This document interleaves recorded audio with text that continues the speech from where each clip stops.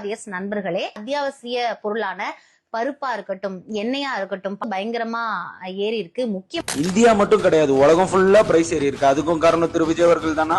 Hi, நான் உங்க Ananthakumaran. Food and agriculture organisation of united nation 2026 ஒரு ரிப்போர்ட் கொடுத்திருக்காங்க. அதுல 2026 உலகம் ஃபுல்லா ஃபுட்டோட பிரைஸ் எல்லாமே இன்க்ரீஸ் ஆயிருக்கு.